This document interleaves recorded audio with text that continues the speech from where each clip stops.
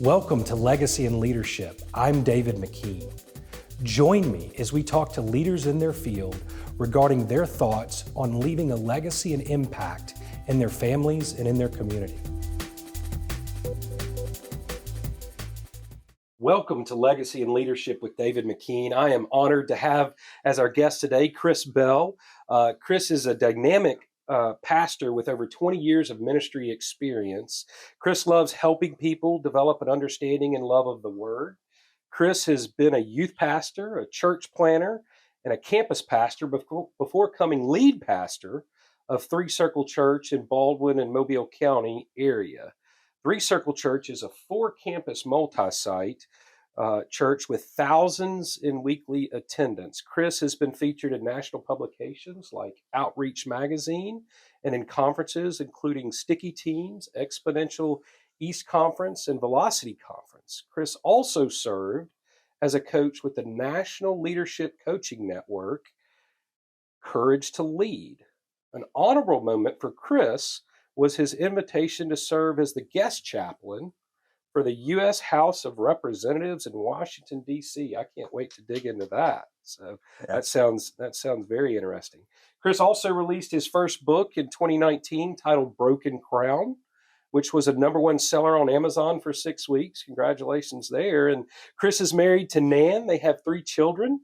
He studied theology and communications at the University of Mobile and Luther Rice Seminary. He enjoys spending time with his family, being outdoors, and watching Alabama football. So welcome, Chris, to Legacy and Leadership. I'm a little tired just hearing all that. Did I really do that stuff?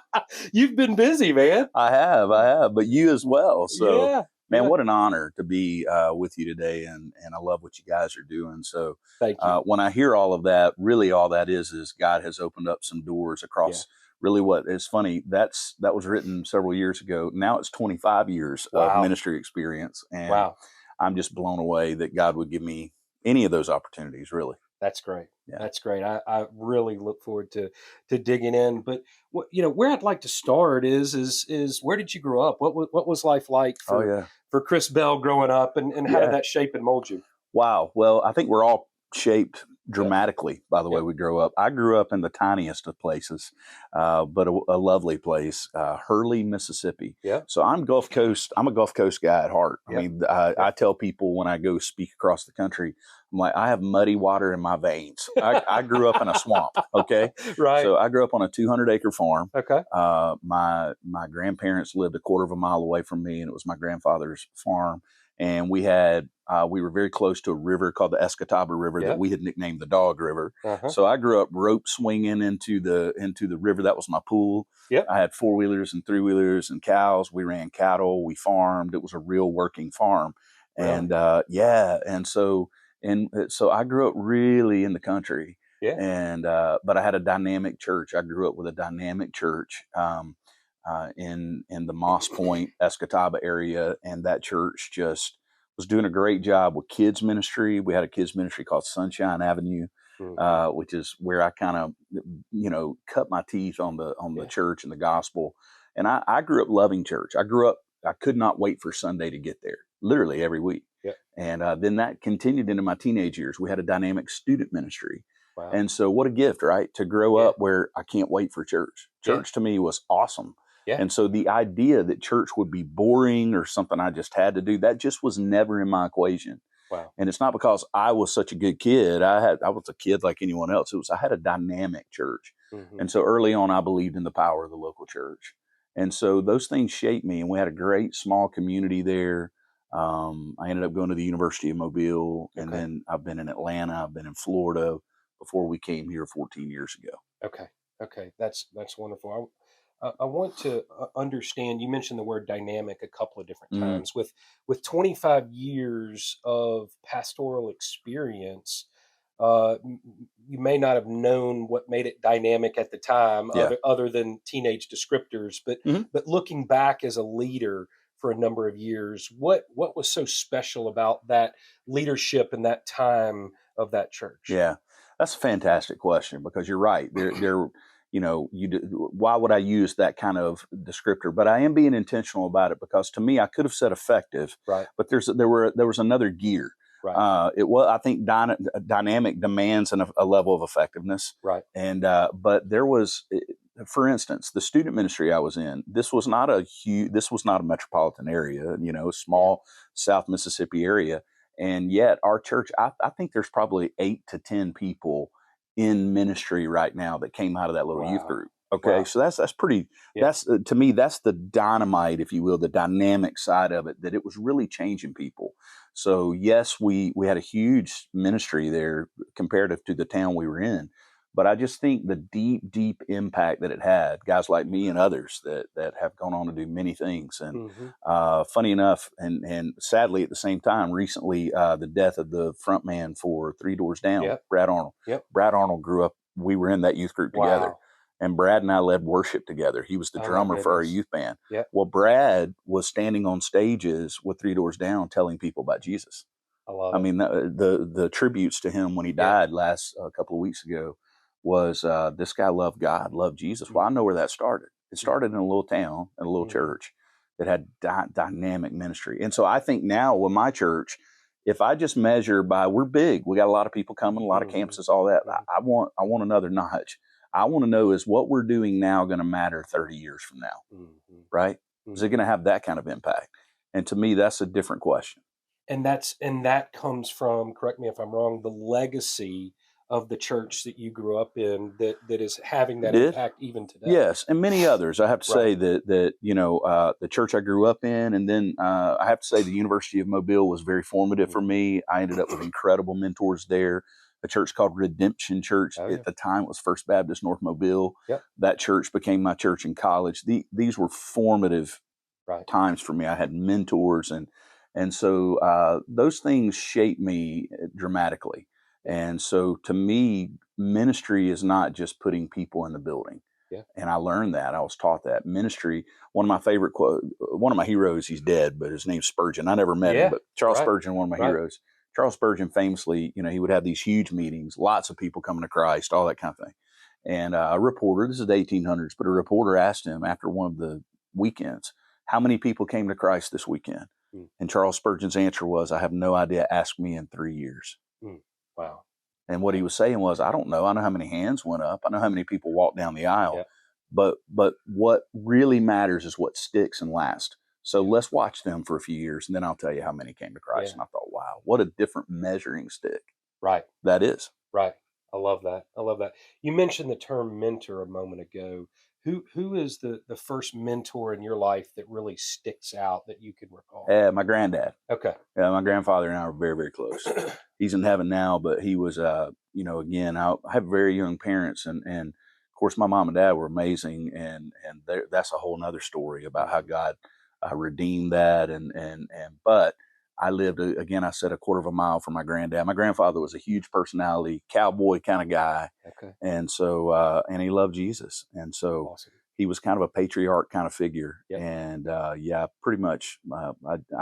I wanted to be him when I was a kid. You know what I mean? Yeah. Yeah. And impossible not to. And then because I enjoyed that relationship so much, honestly, man, when I got to college and everywhere I've ever been, I sought it out. Okay. I did not wait for mentors to tap me on the shoulder. I sought out mentors. And I tell young leaders that all the time. I've never had anyone tell me, no, I don't want to invest in you. Right. If I show up and knock on their door, they almost always go, oh yeah, well, we'd love to help you. And I love that you said that because I think and we live in a society now that it's almost frightening or uncouth Mm-hmm. to some people. Number one, to mentor others, Yeah. which there's a long, great history of that in leadership, Right. right throughout our culture, but also to seek it out. Mm-hmm. Right, because it's one thing to have somebody kind of bump into you and take Mm-hmm. an interest in you, but Right. it's an altogether different idea Yeah. to seek out that mentorship. So for somebody who's watching or listening, Mm-hmm. can you please talk about more of the thought process behind that, but also the practicality of that? Because I think that's a real hidden gem in the leadership process. Yeah. Well, I couldn't agree more. I mean, a product of it. Right. And I deeply believe in it. I think that, and I mentor people, and Yep. that's a part of what we do at our church here at Three Circle. I want to raise up leaders because so many people invested in me. Right. But it's kind of like this when I think about it. I was a baseball player, and my son's a great player now. And I always was taught, and I taught when I coached him. And my son has this: be aggressive at the plate, and don't ever, especially if you got 2 strikes on you, don't put that last decision in the umpire's hand. I'm going down swinging. I want to go down in a blaze of glory, so to speak, because I don't want him to decide was it a strike or not. I'm swinging. And so to me, it's that intentionality. Instead of letting stuff happen to you, let's go for it. Let's be aggressive. So to me, I always thought, why am I going to wait around for someone who's already busy? If I want them to mentor me, they're busy. They're thinking about a million things. What I have found is leaders that seem aloof, maybe, or maybe they seem far off. It's just because they're busy. Mm-hmm. And they want to mentor, but they need someone to look at them and go, hey, would you mentor me? Mm-hmm. And so what I found very powerful early on is guys like that. If I would say, hey, I'm new here, I'm an intern at the church, would you be willing to take me to lunch sometime? I'll pay for it. Just want your time. I've never had anyone turn that down. Love that. And so, and then what happened for me, at least, is all of them started long-term relationships, mentoring relationships, friendships over the years. From my theological mentor, his name was James Bryant, Dr. Bryant. There were a lot of students at University of Mobile that sat under his leadership, but I kept knocking on his office door going, can I have some time? Can I have some time? Yeah. And the answer was always yes. It was always, yeah, we'll make that happen. Well, that developed these friendships. And so I would tell young leaders, books are great. Information is great. But when you add a relational dynamic to it, it becomes very, very powerful. And then I would challenge, so that my instruction to young leaders would be, go find a leader right now. Go find a mentor right now. Call them. They can be remote. Do whatever it takes. You're probably going to get a yes when you didn't expect it. Secondly, I would say established leaders like myself, like you, like others. We need to be very open to, if we get that call, to say yes and impact the next generation of leaders. Both sides of it. Yeah. Yeah. And one thing I want to point out to our audience is that there takes a certain level of humility to ask, right? To say that I don't have it all figured out. I don't have everything mapped out and know exactly where I want to do or what I need to do in every circumstance, but there takes a level of humility to approach somebody in that regard. Absolutely. I think it's a huge sign, and it's a demonstration of humility to say to anyone, I think you know things I don't know. Right. And I want to learn from you. And again, it's always, by the way, that's always a compliment to the person you're asking. Yeah. I consider it a compliment when anyone asks me, would you help me? Would you mentor me? What a tip of the hat from that person to me. What an honor. Right. And so I try to work that in. My team here, my assistant, the people that put together my schedule, they know that is something I always want to try to say yes to. Because to me, that's not me building my platform or my ministry. It's me helping someone else. And so many people did that for me, man, that I'm so very grateful. But I can't overstate the relational part of that. When you add information with relationship, it becomes a very powerful dynamic. That shapes you. Information's great, but you can go get leadership information now, right? Yeah. It is ubiquitous. Yeah. Right. I can go all over the internet and find almost 1 million different forms of leadership I can learn. But that relational thing, that's a different deal. It is. Yeah. And from my experience, and I've had several mentors and continue to have mentors even in my mid 40s, right? And the relational aspect is where you get to ask those questions and you get to be real and you get to be genuine. Yes. And that's where, to me, the information goes from the head to the heart. Oh yeah, totally. And it's modeled for you. The thing is, if I'm reading information off a page, and I'm not minimizing that, I do believe that that's important. Right. But when I can see someone actually doing it and modeling it, it's huge. And really, there's a theological thread, not to go deep theology here, but if the law was given to Israel, it was written down, but they didn't see it lived out perfectly until Jesus came. Right. Jesus came, and his very presence raised the bar because they had it written down. They had the info. But here's someone that lived to his words, jot and tittle of it. He crossed every T. He dotted every I. And now we go, oh, that's what living the law looks like. And so to me, that was obviously, we would say the apex of the redemptive history is Jesus. Right. So in the same way, in a shadowy way of that, right, nothing touches that. But in a different way, I think me being around mentors and hopefully me being one to others, they go, okay, this is what you're telling me about leadership. Oh, and that's what it looks like. Mm-hmm. When those Mm-hmm. two things come together, there's a synergistic side to that, I think, Mm-hmm. that's very effective. Yeah, I love it. So does Chris still have a mentor? Absolutely. Yeah. Yeah, it was interesting you asked that. A few years ago, a couple of my mentors were kind enough and complimentary enough to me to say, and I didn't see it coming, but two different mentors who had been long-term mentors looked at me and said, "Hey, we're learning more from you than you're learning from us at that point." And that was so kind. And I didn't see that coming. And they were like, "We don't have any, we're learning from you, and you've Right. reversed this thing," which was, they were being really kind. But it did make me realize, oh, because to me, part of mentoring is I need someone out in front of me, Yep. someone who's been where I've not been yet. And so, and it was so, to me, it was a God thing. I was teaching at a conference, Exponential in Orlando, and a man I had admired from afar for a long time, best-selling author, Larry Osborne. He's a pastor of North Coast Church in San Diego, one of the biggest churches in the country, but also he's just renowned as a leadership expert. And he and I ended up in a green room together, and serendipitous looking back at it, Yeah. right? But we end up talking and hitting it off. And when I taught my session, I look up and one of my heroes that I had just met had found out where I was speaking and came to my session. There's Larry Osborne sitting there. And I thought, oh man. So then I got nervous Yeah. but I thought, man, I really want to do a good job here. Well, I get a call 3 days after that conference inviting me into this new mentoring group that he was going to do. Wow. And so that was about 10 years ago. And so right at the right time, Larry Osborne became a mentor to me, and he has been for the past 10 years. And he has helped me with book writing. He's a best-selling author. He developed a series of books called Sticky Church, Sticky Team, Sticky Yeah. Groups. Okay. And this was kind of a legendary set of leadership books for churches. And so he's just been another gift in my life to make me not just a better leader, better man, better husband. And I think that's what mentoring does. That's incredible, and I want to do some of our viewers, some of our listeners. Maybe they're believers, maybe they're not. What specifically? I mean, were you looking for somebody at that point? What do you look for in a Mm. mentor to really, let's put a face on this. Let's Mhm. put some hair on it Sure. for those that maybe don't know where to start. Yeah.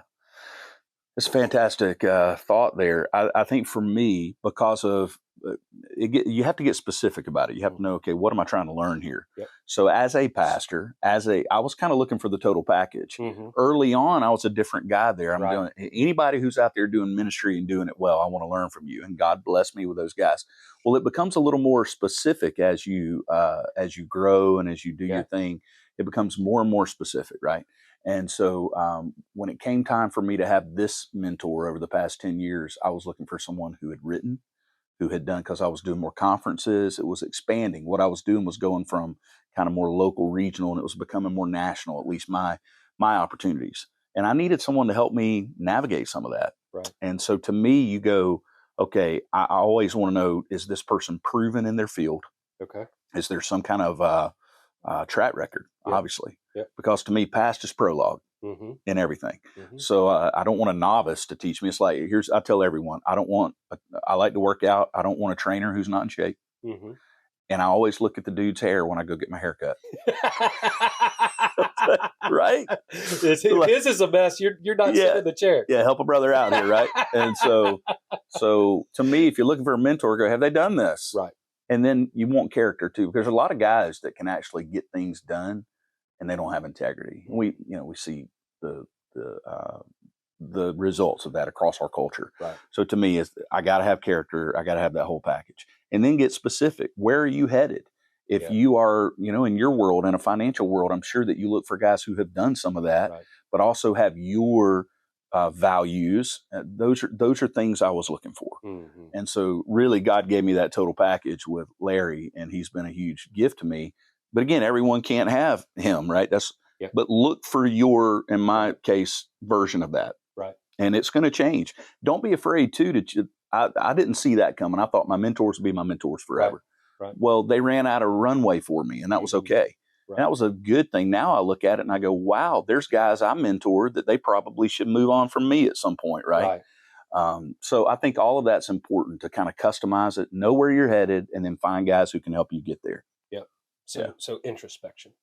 Yeah. I think introspective before I go knocking on doors is helpful. Now, the younger you are, the less introspective you have to be. Yep. It's like when I walk in a gym and I've never walked in a gym, just start doing stuff and it'll help, right? Sure. But after a year or two, it's like I got to get more specific here. I got to get more granular.